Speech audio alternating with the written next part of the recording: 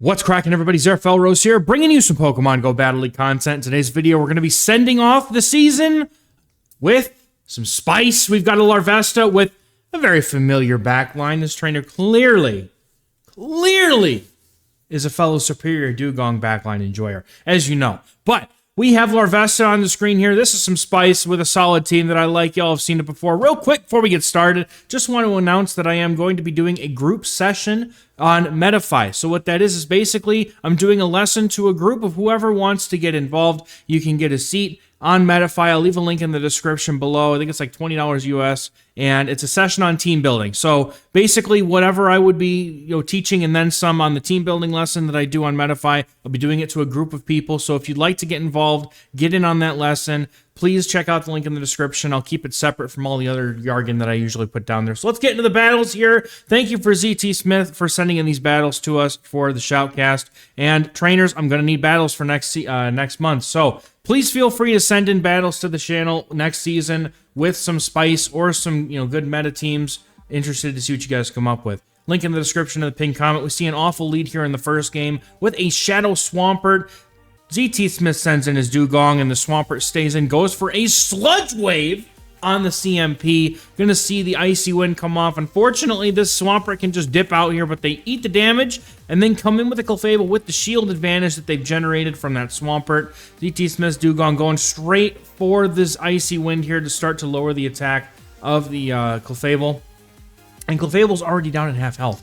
Trainer gets to a move right here, but Clefable's got that attack debuff, and this is definitely not going to KO. So we're going to have to see if the opponent... they get to another move right before Dugong gets to a move here. But is it going to be enough? No, the Meteor Mash not going to be enough to KO here. Going for the budget move, not going to be able to do it. Icy Wind is going to get the first shield off the Clefable, and Larvesta comes in to use Ember to farm down the Clefable, but not before it has to take a double debuff resisted Meteor Mash to the face. No, that's a Moonblast, never mind. Doesn't do a whole lot, but man, Larvesta actually, wait a minute. That was double debuff, and that did like 30%. That would have hurt. So, Larvesta going for a Flame Charge here, looking to increase its own attack, get a shield, and the Snipe. Oh, he almost goes for a Snipe with the Superior, but unfortunately not going to go down to 2 Vine Whips here, but going for a Frenzy Plant with shields down, not able to take out Ninetales quite, but could farm down here and possibly have a move ready for the Swampert. Let's see how this plays out. I imagine a farm down here, and then we're going to go for a Frenzy Plant to KO this Swampert, but the Swampert's got to move, though. Swampert throwing that charge move. Is it going to be the Sludge Wave? No, it's a Hydro Cannon, but it is enough to KO. And we have Larvesta coming in for the Ember down, taking out Shadow Swampert. That's a good game. Getting into the next one, we got a nice lead, Steelix. This is another one that was pre-edited, so I'm not gonna mess with the transition too much. Forgive me. But going for that Breaking Swipe, that guaranteed debuff, which as of today, if you're watching this when it releases, as of today at 3 o'clock. Or 4 o'clock, whatever time it is that it rotates. I forget that it's based on time zones. Whenever the new season drops in, that debuff is not guaranteed anymore. So for now it is, but a Haxorus comes in. Is this a triple Breaking Swipe team? I feel like it is. I would certainly expect there to be like a Heliolisk or something back there. Dugong just decides to go down without a fight here. This is an awkward bit of a situation here. I think that it sucks to have to shield that, but going for a Flame Charge to force a shield or take out the Haxorus. This Haxorus has really done its job at this point. And that goes down, and there's a... Oh, not an Araquanid, dude! Going for the Bug Buzz here, as the only super effective damage coming from the Araquanid here is going to... Woo, that does a lot of damage! Okay, we got a game now, folks. Araquanid takes that Bug Buzz, and even though Araquanid is exceptionally tanky, that did a lot of damage. It's like 70%, dude. That was a lot of damage. So, Superior then comes in, trying to get the shields off of the Steelix here, going for some charge moves, trying to get to those Frenzy Plants, going for the Aerial Ace baits. There we go. I was going to say buffs for some reason, but bait. Going for the bait, get the second shield, but is the Steelix going to be able to KO? I don't think they're going to be able to KO with this charge move here, unless they've got 2 loaded. We're going to see the opponent go for the Breaking Swipe, and now Steelix going to eat it, going for the Frenzy Plant, going to KO the Steelix here, and that Araquanid was awfully low, immediately coming in with the... I almost said Volcarona. Man, I wish it was Volcarona. Volcarona's one of my top favorite Pokemon. If I was a Pokemon trainer, right? hypothetically speaking, of course, Volcarona would be on my team. Now, I don't know if I would pick one of the ones... I don't know if I would pick one of the ones from Scarlet and Violet. I'm not sure yet, but Volcarona's always been one of my favorites. Getting a really nice lead against a Shadow Alola Ninetales, and they're staying in. If any of you know, when I play this team with Skeleturge and they stay in, there's a Medicham in the back. We're having a great day. This is an easy dub here for this Larvesta. Going to get the shield as well, and it gets almost 1 HP, man. Oh... that is painful. Larvesta is going to shield up. Unfortunately, because Larvesta is fairly squishy here, it is going to almost go down to those charms, but we're going to see the Medicham CMP the Larvesta on that Flame Charge. Very nice counting. Expecting the opponent to go for the Ice Punch. Flame Charge does some good damage here. It is boosted. Now the opponent going for that Ice Punch, and then we're going to see the Larvesta just decide to go down. And in comes Serperior here as the Medicham looks to continue getting its farm, but before it can get to an Ice Punch, Serperior is going to go for the Aerial AC, the Force of Shield, and get rid of the Medicham. The opponent has a very low HP Alola Ninetales with no energy, and they have a Sand Slash. The opponent was triple weak to the Larvesta, and they would have been triple weak to Skeleturge too. Oh, I love this. This is what makes me love running Skeleturge. Just trainers don't care, man. They just say fire doesn't exist and it can't hurt me. And Skeleturge doesn't exist and it can't hurt me. Not shielding the Ice Punch here. Looking to go for 2 charge moves. The opponent has a Powder Snow Alola Ninetales, which is going to be a benefit for the Dugong, as it's going to be able to basically get to 2 moves here pretty easily without having to deal with the drill runs. Now the opponent going for another drill run here. Now the shields are all down, but as you can see, because of the Powder Snow damage, it doesn't add up nearly as much as the Shadow Claws do, so you're not going to see that go down very much. But the opponent instantly swaps in, clears the debuff, and the drill run's ready to go, but the opponent says, nah, I'm done. Sayonara. Good game. We got a Mantine in the lead the next game. Another very awful lead. Immediate swap to Dugong to try and draw out maybe a Medicham or something to get some energy. But honestly, I think in this case, you just need to win Switch, if anything. Superior doesn't appreciate the Mantine either. But thankfully, the opponent is staying in this case here and not swapping out. Keeping this Mantine locked onto the Dugong is the best case scenario for this trainer, as the Mantine, I mean, you don't want to take Aerial Aces on either of these Pokemon, but the fact that it's also got the water subtyping means Larvesta is not going to have a good time here at all. Everything is resisted, and even though the Bug Buzz does a lot of damage to things, it's not going to do enough damage to make a difference here. So, Dugong really just needs to survive some moves here, get rid of this Mantine. The opponent staying in here is once again huge. Going for the move on alignment, unfortunately bad timing, but I think it was better to just go for the move here at this point. Get rid of the Mantine. Opponent has a Diggersby in the back, and that explains why they wouldn't swap in. Perhaps they were triple weak. Well, I guess I wouldn't say Mantine's super weak, but maybe they're double weak in the back to the Ice-type damage. So in comes the Superior here, is you really don't want to be bringing in Larvesta to the grass type, or to the ground type rather. So we're gonna see a Frenzy Plant come and get the shield. Oh, give it to me. Give it to me. Give it to me. My hand is on this button. You Frenzy Plant that bunny right now, Superior. Oh, don't do this to me. Don't do this to me. You better shield it. Don't shield the Fire Punch. Oh, we're getting it dangerously low, trying to save a shield for the Larvesta. Hopefully whatever's in the back is weak to Larvesta. And that's Superior. Boom!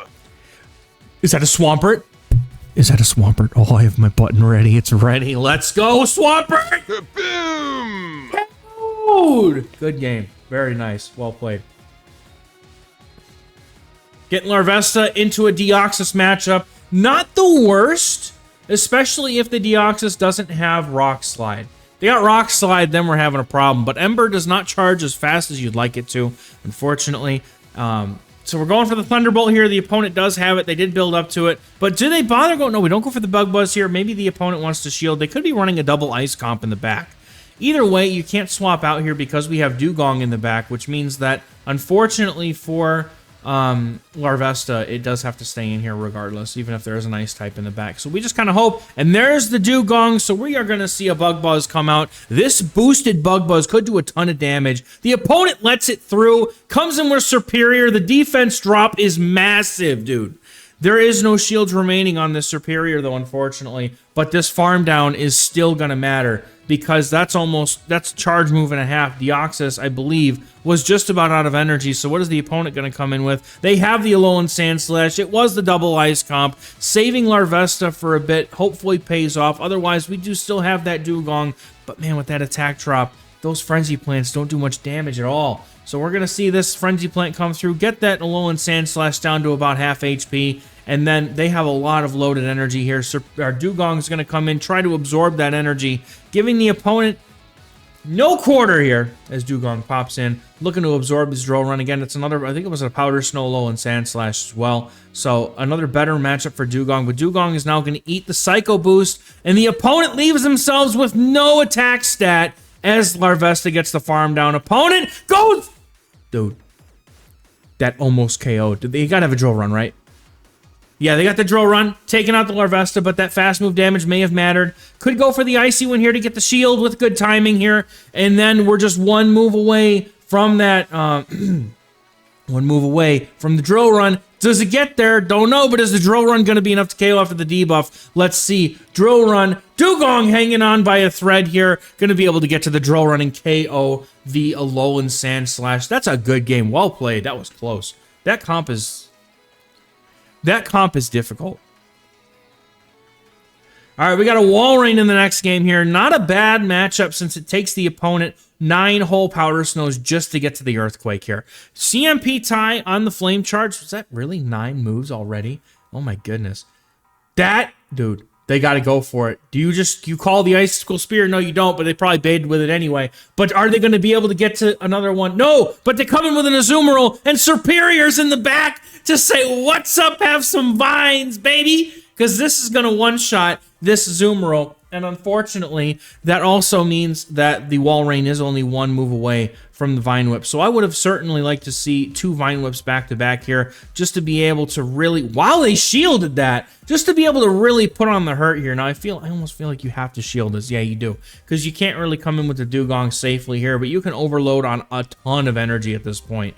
Very nice timing here by ZT Smith as he goes for 4 Vine Whips into the Azumarill's bubble, which is the ideal timing for a 2-turn into a 3-turn, and the opponent full shields both times. They must not like Larvesta in the back at all. Opponent trying to get the shields down, but swaps in order to catch the Icicle Spear on the Dugong. That is an amazing catch. Going to take that double resisted damage home to the kids and say, here's the paycheck, baby, because we got it. And now we're going for the Icy Wind, rather, into this Deoxys to get the attack stat down, even if it doesn't have Rock Slide, let's be honest, they never do.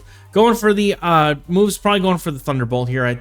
This got to be enough to KO, right? It's not. Dugong hangs on, goes for a good time move here. I think I would have just thrown it right away, to be honest. I would have been terrified I wasn't going to live that second counter. And lives it with just 1 HP and then gets taken down. And now we're going to see the Serperior come in to absorb the energy or get to an Aerial Ace before the opponent can get to a Psycho Boost. That is huge. Aerial Ace is going to take it out. And then the opponent has the Walrein in the back, but they're out of energy. They're not going to be able to get to a move, and Larvesta farms down the Walrein, and that's a good game.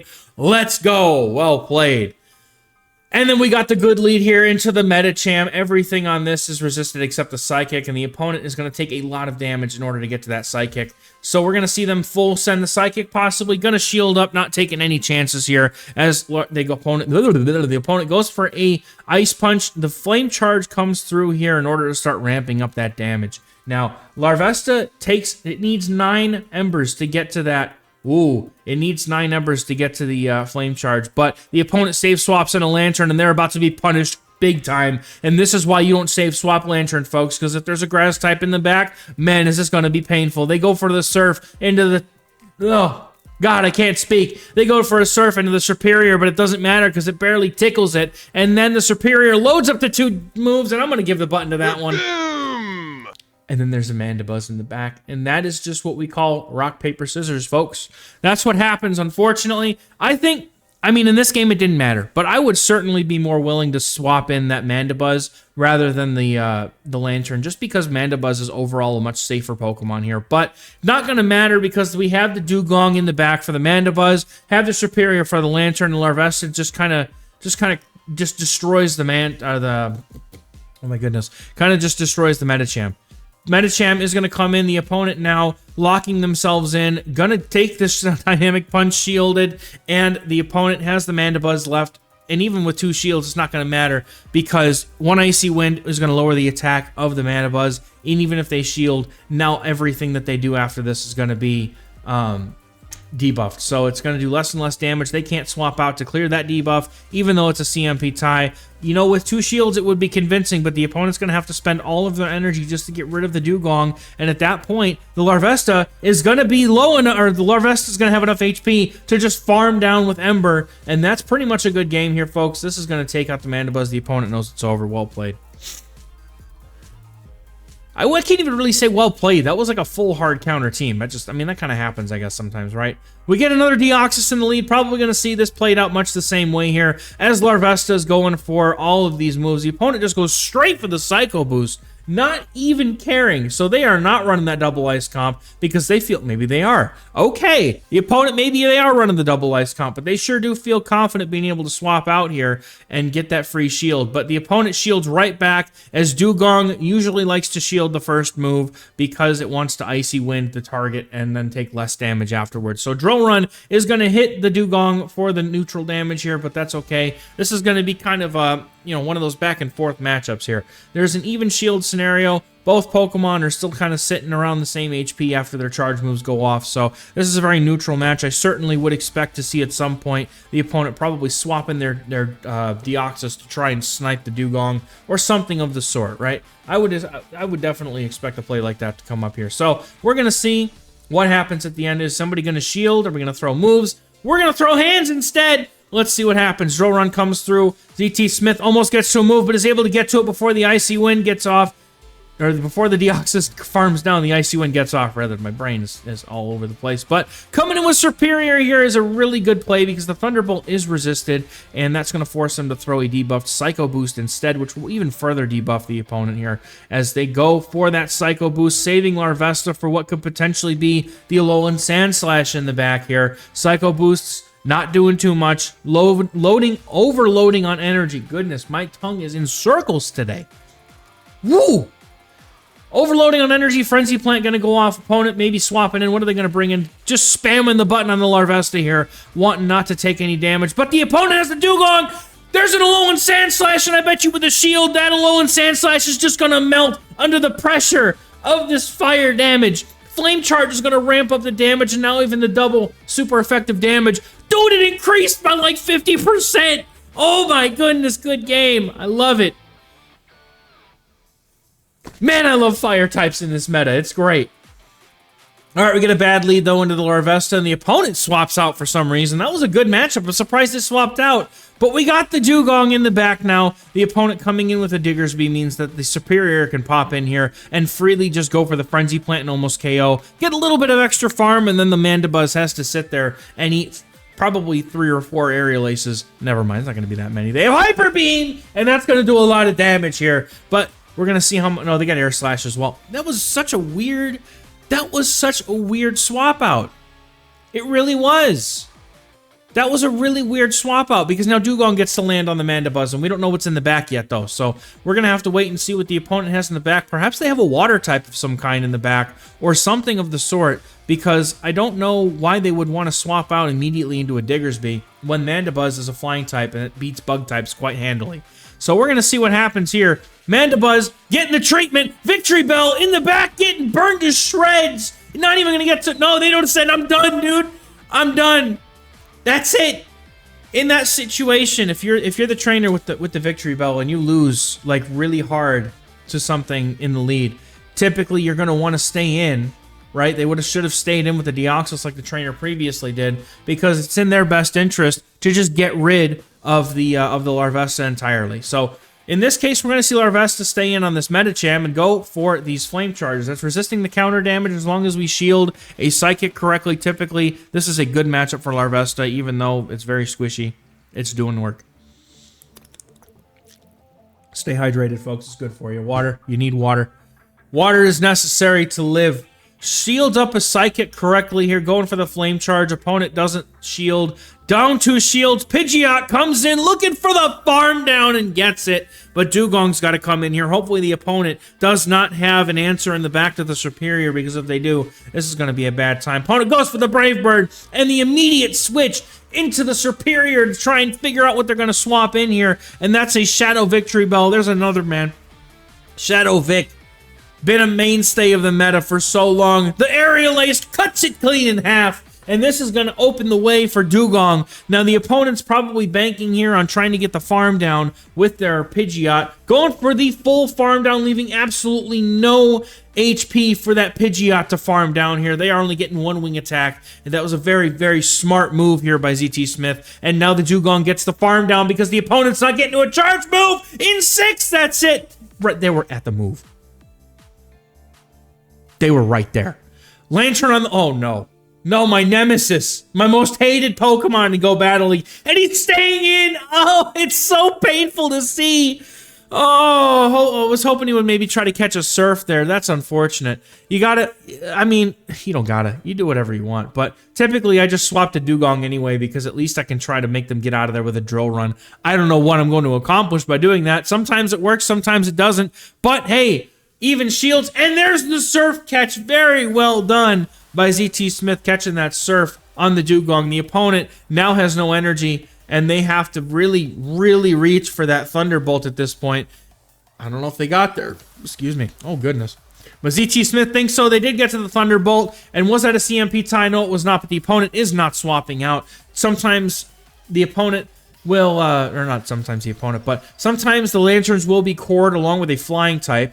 But the Drill Run's going to come through before the opponent can get to another Thunderbolt. Opponent getting a little bit cocky there, I think, trying to think that they can make it. But they have a Superior in the back, which might be why they didn't swap out, because they have a Pokemon in the back that can deal with... I don't really know what Superior, how that cores. I guess Lantern just deals with the Flyers. They're probably dealing with an anti-flyer or anti-flyer lead with 2 things in the back that are weak to flying, by my guess.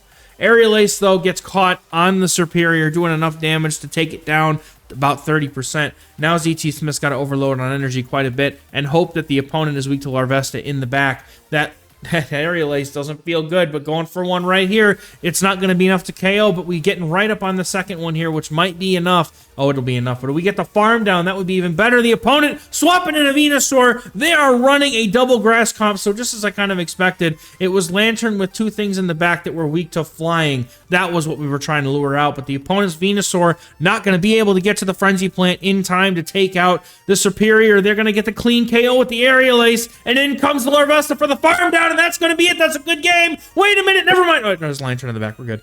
It's gone. Bye. Good game. All right, Larvesta into an Alolan Sandslash. You'll love to see it. Good lead here, and then the opponent swaps into a Gligar, and Dugong comes in, and I have seen this situation many a time, and the opponent says, nah, screw it, I'm done. Get me out of here. Getting into the final game of the set here, we've got Oh, I almost said it again, Volcarona. No, we got the Dragonite on the lead against this dude. Look, it's ripping through it, man. Oh, no. And he's no shielding. Does he survive? Dragon Claw just KOs. He says, no, I'm full sacking. This is a Larvesta feature, and you sacked the Larvesta in the last game. Oh, man. That's painful. That's incredibly painful. But it's okay. We have the really... Oh, dude, they got their best answer to Dugong is a Swampert. This could be a good time. They might have double ground in the back to have it. Okay. Okay, there it is. Yeah, it's double ground. There's Clodsire. Okay, makes sense. No, this turned from a bad situation to a very good situation as the opponent comes in with a Clodsire. Even though they're even shields, they are very far behind on energy, and they are running Mud Shot, which means that this Superior can tank 2 Sludge Bombs from the Clodsire with relatively very little problem. And honestly, probably better that we just let the Larvesta go at this point. Oh, Stone Edge would have KO'd at least 14 Larvestas, dude. That's probably better. Yeah, it's okay. Larvesta can sit in its Pokeball and just cheer us on at this point, because if the opponent has Stone Edge, they've probably also got Earthquake. So in comes the Dugong here, looking to start getting ahead on energy with 2 shields up. probably got to shield this. They've shown Stone Edge, but ZT Smith says he doesn't need the shield. Stone Edge is going to take Dugong very low. Quagsire is going to come in and immediately eat this Icy Wind. Icy Wind is going to take it out, and now the Clodsire is too low, dude. You're not going to be able to win this 2-shield farm down. Doesn't matter. ZT Smith is saving his shields for next season, but that's going to be a good game. Very fun Shoutcast. Appreciate you sending these battles in, man. I hope you all enjoyed it. And again, make sure you check out the link in the description for both the Metafy group, just in case you want to get a good, you know, real good analysis, like just into team building and what I do and how I do it. That's one of the things that I really, truly do well in this game is build teams and time my moves. If those are the only two things that I know how to do, I sure as hell know how to do those two things. So one of those two things is going to be something I can teach to a mass. So please look into that if you're interested. And I appreciate y'all for watching the videos and all the support through this whole season. I have gotten way more in this channel in just this season by itself with the streaming and the increased, you know, video,